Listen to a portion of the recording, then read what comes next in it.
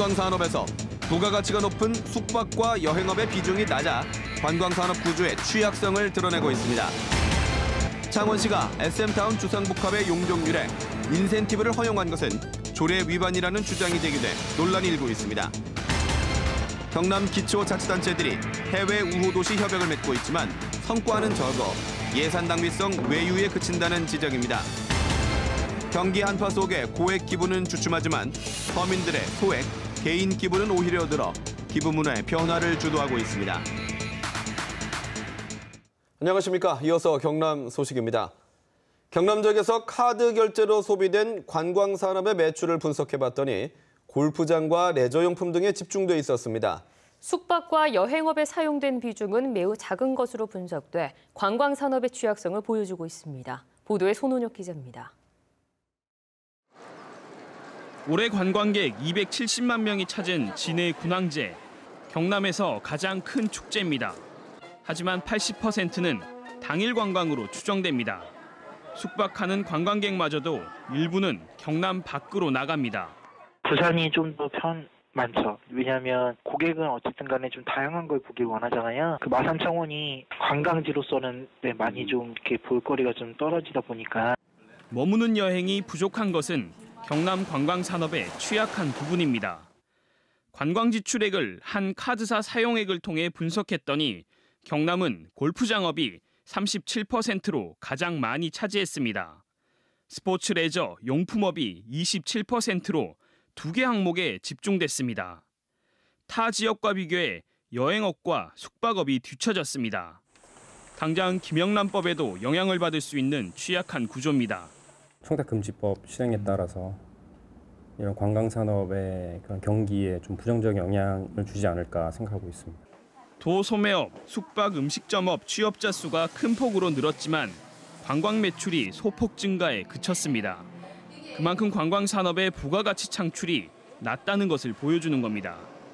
대표 관광 상품이 부족한 점도 문제로 지적되고 있습니다.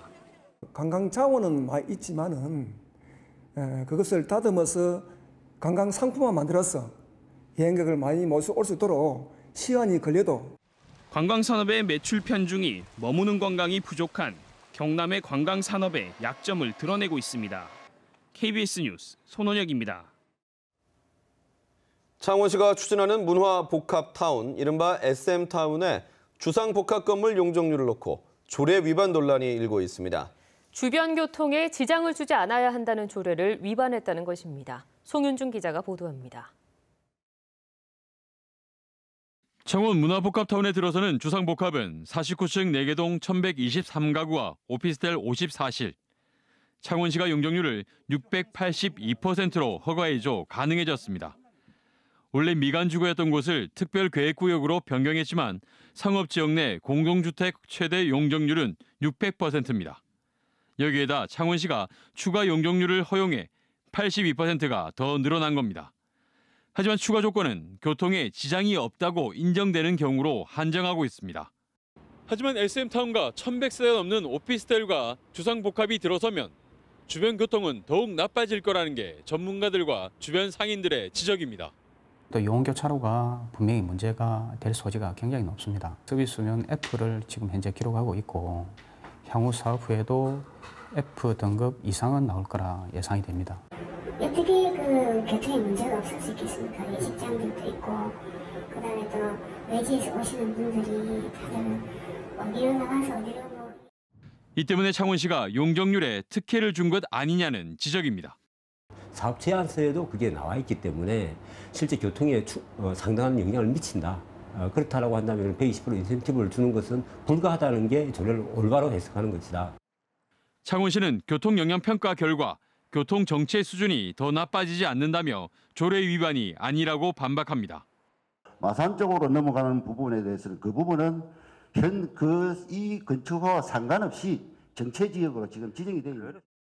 특별계획구역 지정에 추가 용적률까지 SM타운을 둘러싼 특혜 시비가 끊이질 않고 있습니다. KBS 뉴스 송현준입니다.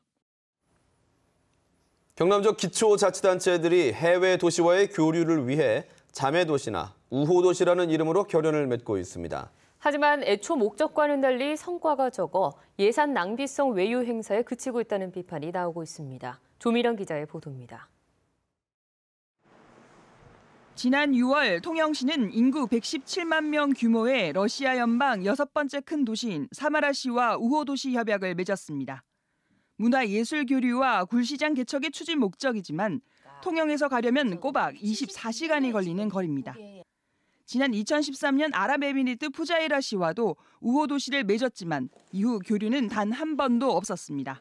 우호도시하고 교류를 하는데 뭐 실익을 따져가지고 우리한테 뭐 덕이 있게나 뭐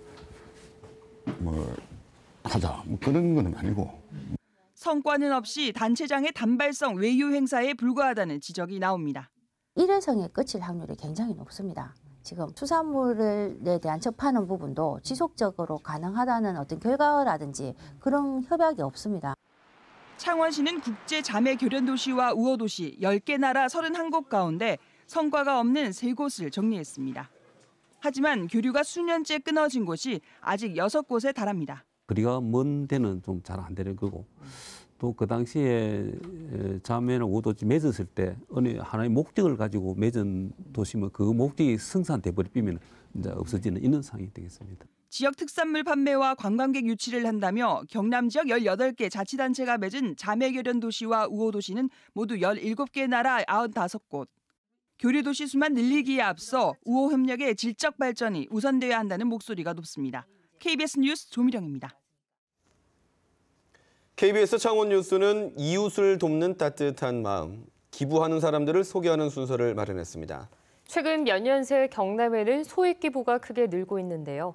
생활 속의 기부 문화가 정착되고 있는 것으로 보입니다. 보도에 이대환 기자입니다. 조그만 편의점을 운영하고 있는 차평근 씨는 주변에서 기부 천사로 통합니다. 지난 16년 동안 한 번도 빼지 않고 10kg 쌀 10포대와 현금 40만 원을 매달 어려운 이웃에게 내놓고 있기 때문입니다. 팔순 노모를 모시고 사는 차 씨의 형편도 사실 넉넉지 않은 상황. 편의점 옆 조그만 단칸방이 차 씨의 보금자리입니다.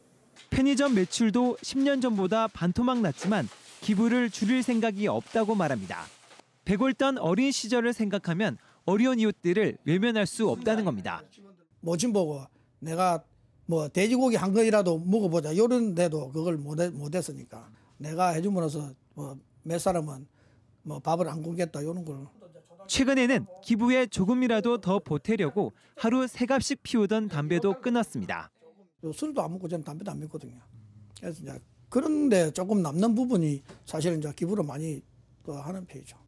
장기 불황 속에도 차 씨와 같은 소액 개인 기부자가 크게 늘고 있습니다.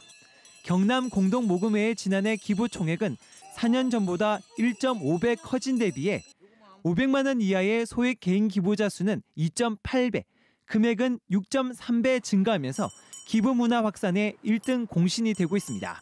십시일반 어떤 도민들이 적은 금액이라도 같이 어려운 이웃들을 위해서 동참한다는 그런 어떤 생각으로 경제 한파가 장기화되면서 큰손들의 기부는 줄고 있지만 서민들의 소액 기부는 오히려 늘면서 우리 사회에 희망을 안겨주고 있습니다.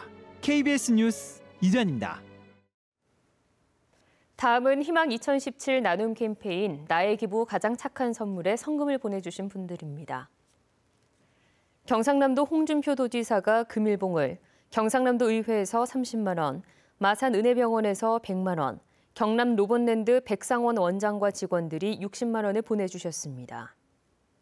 농협 경남지역본부 김진국 본부장이 50만 원, 창원시청 해병동호회 조영현 회장이 50만 원, 바르게 살기 운동 창원시 협의회 장영기 회장이 30만 원, 창원 경일고 경일여고 연합동아리 옐로하트에서 20만 원을 맡겨주셨습니다. 성금을 보내주신 분들께 감사드립니다.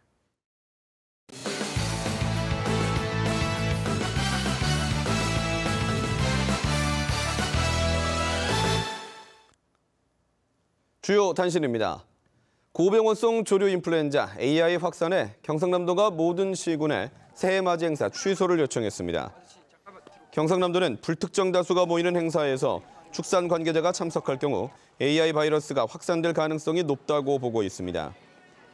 이에 앞서 창원시는 내년 1월 1일 동읍주남저수지 해맞이 축제를 취소한다고 밝혔고 고성군과 양산시도 해맞이 행사를 전면 취소했으며 함안군과 함양군은 취소를 검토 중입니다. 경남교육청이 도의회 상임위원회 행정사무감사에 불출석한 박종훈 교육감에게 요구된 과태료를 거부하기로 했습니다. 경상남도 교육청은 행정사무감사 당시 외부 일정이 있었고 부과 절차상의 문제점 등의 이유를 들어 과태료 부과 거부 입장을 담은 공문을 도의회에 보낼 예정이라고 밝혔습니다. 경남도의회는 지난달 14일 행정사무감사 출석 요구에 불응한 교육감에게 과태료를 스스로 부과하도록 통보했습니다. 경상남도가 경남적 9개의 기업과 청년 일자리 협약인 기업 트랙을 체결했습니다. 이번 협약에 따라 샘코 등 5개 기업은 경남적 대학생 17명의 일자리를 제공하고 부성 등 4개 기업은 특성화고 졸업생 17명에게 일자리를 제공하기로 했습니다. 트랙에 참여한 기업들은 경남적 항공과 자동차 부품 제조업체들입니다. 성탄절을 맞는 주말 경남은 대체로 맑은 가운데 눈이나 비 소식은 없습니다. 성탄절 이브인 내일은 거창의 최저 기온이 영하 6도까지 떨어지는 등 경남 지역 대부분이 영하권에서 시작되겠습니다. 낮에도 바람이 강하게 불어 체감 온도는 더 떨어지겠습니다. 경남 소식이었습니다.